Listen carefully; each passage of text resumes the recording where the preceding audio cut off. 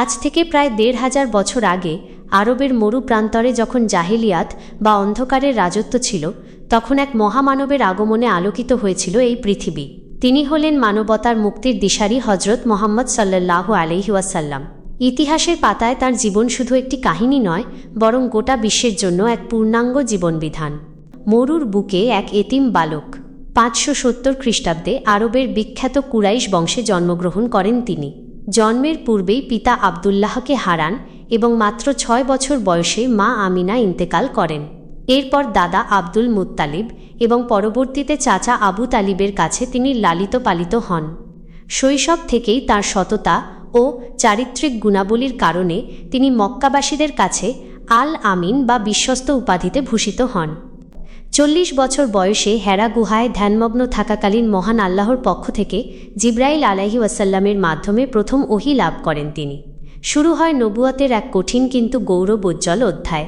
প্রথম ৩ বছর তিনি গোপনে ইসলামের প্রচার করেন। প্রকাশ্য ঘোষণা, এরপর সাফা পাহাড়ের চূড়ায় দাঁড়িয়ে এক আল্লাহর ইবাদত করার ডাক দেন। বাধা ও জুলুম, তার এই আহ্বানে মক্কার কাফেররা ক্ষিপ্ত হয়ে ওঠে। তার ওপর এবং তার অনুসারীদের ওপর নেমে আসে অমানবিক নির্যাতন। মক্কার কাফেরদের চরম অত্যাচার ও হত্যার ষড়যন্ত্র থেকে বাঁচতে আল্লাহর নির্দেশে ৬২২ খ্রিস্টাব্দে তিনি মদিনায় হিজরত করেন। এই হিজরত থেকেই ইসলামী বর্ষপঞ্জি বা হিজরি সনের গণনা শুরু হয়।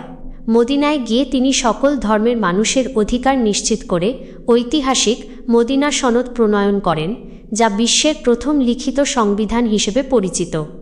ইসলামকে রক্ষার জন্য এবং অন্যায়ের বিরুদ্ধে তিনি বেশ কিছু যুদ্ধের নেতৃত্ব দেন। ১.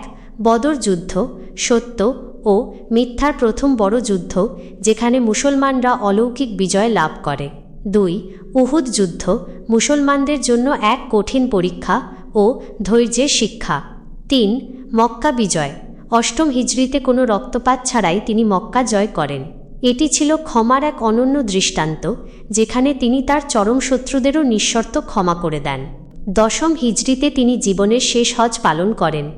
আরাফাতের ময়দানে লক্ষাধিক সাহাবীর সামনে তিনি যে ভাষণ দেন, তা মানবাধিকারের এক চিরন্তন সনদ। তিনি ঘোষণা করেন, আজ তোমাদের জন্য তোমাদের দিন পূর্ণাঙ্গ করলাম। মনে রেখো, আরবের ওপর কোনো অনারবের এবং অনারবের ওপর কোনো আরবের কোনো শ্রেষ্ঠত্ব নেই। শ্রেষ্ঠত্বের একমাত্র মাপকাঠি হল তাকওয়া বা খোদাভীতি। ওফাত, শোকাতুর পৃথিবী। ৬৩২ খ্রিস্টাব্দের ১২ই রবিউল আউয়াল। ৬৩ বছর বয়সে মদিনা মুনাওয়ারায় এই মহানবী সাল্লাল্লাহু আলাইহি ওয়াসাল্লাম ইন্তেকাল করেন।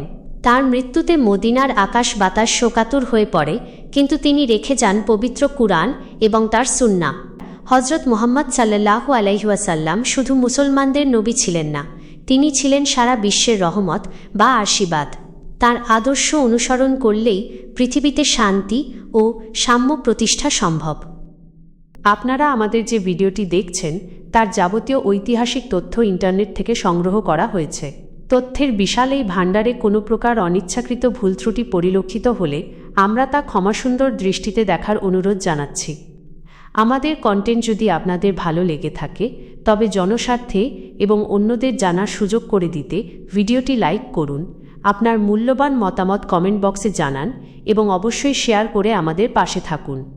পরবর্তী আপডেট পেতে আমাদের সাথেই থাকুন। ধন্যবাদ।